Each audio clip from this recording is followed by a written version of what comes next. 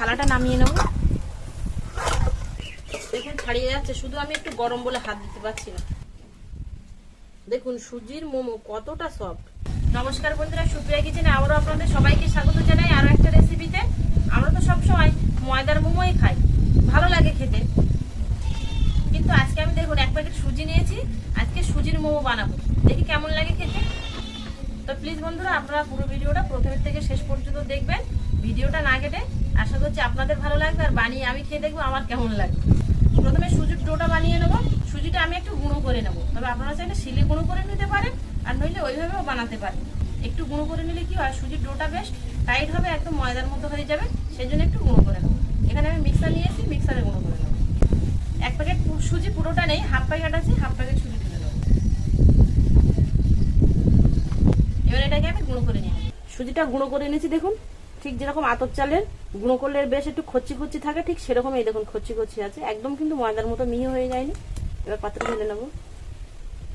1 চামচ চিনি দিয়ে দেবো, 2 চিমটি লবণ, 4 চামচ মতো সাদা তেল, জল দিয়ে সফট ডো করে মাখিয়ে নেবো। সুজির ডোটা সফট করে মাখাবো।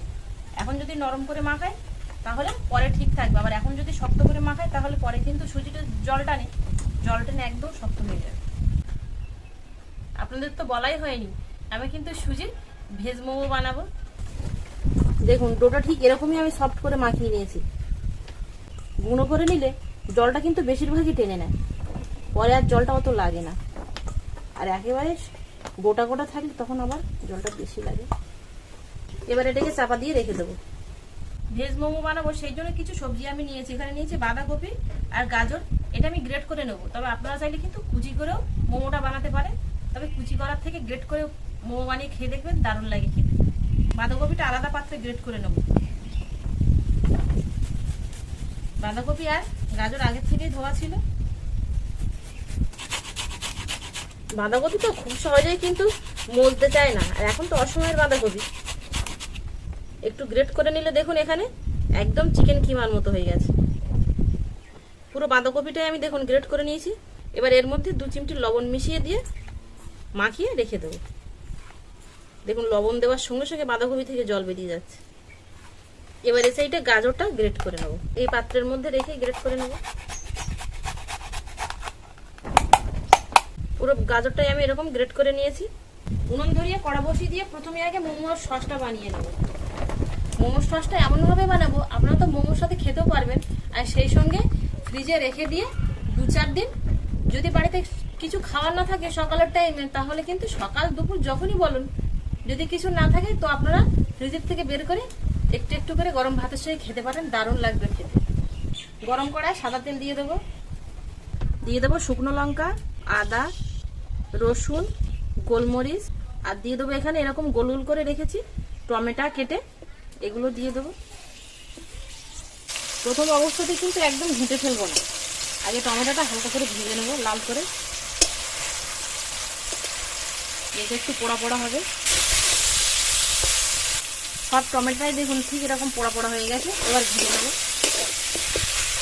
সামান্য পরিমাণে একটু বিট লবণ দিয়ে দেবো, তবে এবার এখানে চাইলে আপনারা কিন্তু সাদা লবণ দিতে পারেন।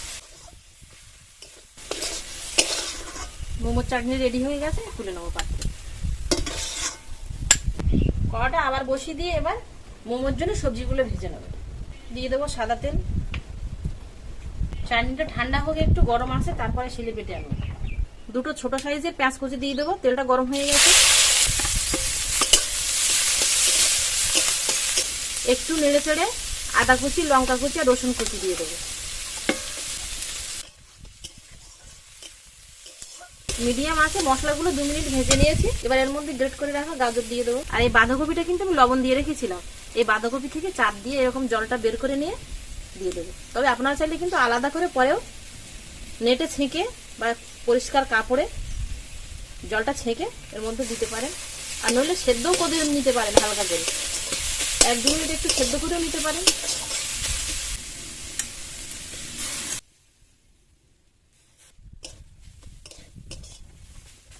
লবণ দিয়ে দেবো।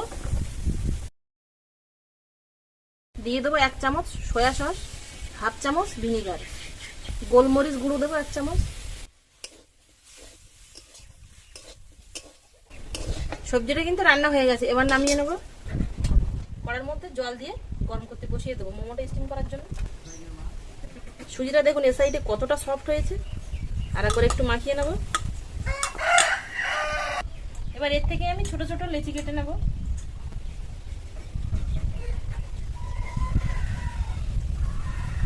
ঠিক এরকম ছোট ছোট লেচিটা।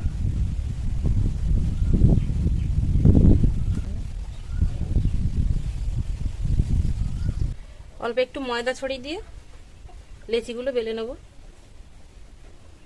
হালকা করে বলবো, কিন্তু খুব একটা মোটা করে বেলবো না।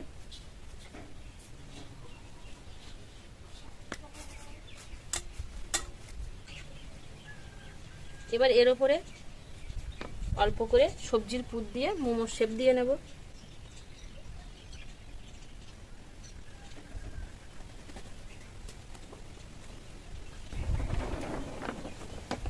অপর সাইডটা ঠিক এইভাবে সাইডে এরকম করে লাগিয়ে নেব, খুব ভালো করে চাপ দিয়ে, যাতে ছাড়িয়ে না যায়। দেখুন এই যে একটা হয়ে গেল।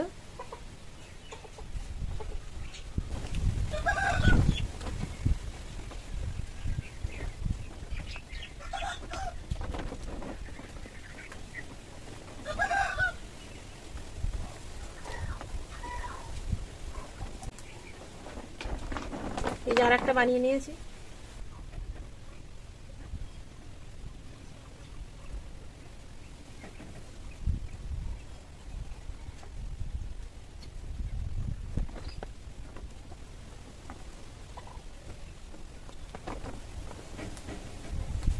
এই যে আর একটা শেপে মোমো বানিয়ে নিলাম।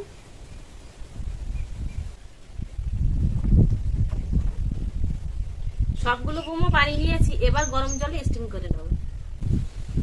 এখানে ছিদ্রযুক্ত থালা নিয়েছি আমি, এই থালা একটু ভালো করে সাদা তেল মাখিয়ে নেব। কড়ার মধ্যে একটা স্ট্যান্ড বসিয়ে দেবো, ছিদ্র থালাটাও বসিয়ে দেবো। মোমোগুলো একটু ছাড়া ছাড়া করে বসিয়ে দেবো।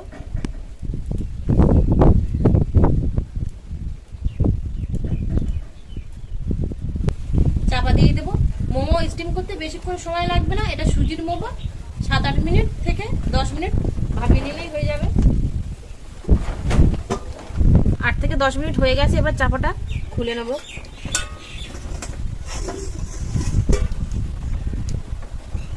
দেখুন মোমোটা কিন্তু ভাপানো হয়ে গেছে, এই যে শক্ত হয়ে গেছে। এবার থালাটা নামিয়ে নেব। এখনো গরম আছে, পুরোপুরি ঠান্ডা হয়নি, তবে কিন্তু তোলা যাচ্ছে, কোনো অসুবিধা নেই। তুলে একটা পাত্রে নিয়ে নেব। দেখুন ছাড়িয়ে যাচ্ছে, শুধু আমি একটু গরম বলে হাত দিতে পারছি না।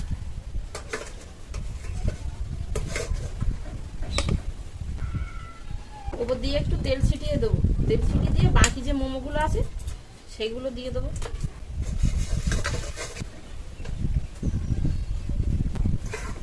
এগুলো 7-8 মিনিট ভাপিয়ে নেব। চাটনিটা আমি বেটে এনেছি শিলে, এর মধ্যে জল দেয়নি, যেরকম চালিয়েছিলাম সেরকমই বেটে এনেছি। আর মোমোগুলো সব স্টিম করে নিয়েছি। দেখুন বন্ধুরা দেখতে কতটা সুন্দর লাগছে। এবার আপনাদের কেটে দেখাবো যে কতটা সুন্দর হয়েছে।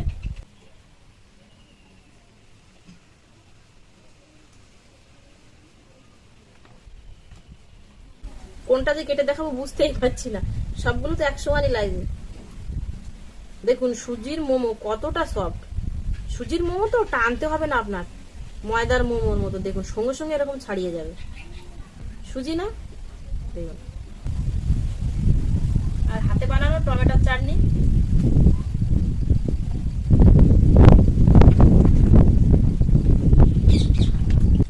দারুণ হয়েছে খেতে। একবার আপনারা বানিয়ে খেয়ে দেখবেন, আশা করছি আপনাদেরও ভালো লাগবে। আমার তো খুব ভালো লেগেছে।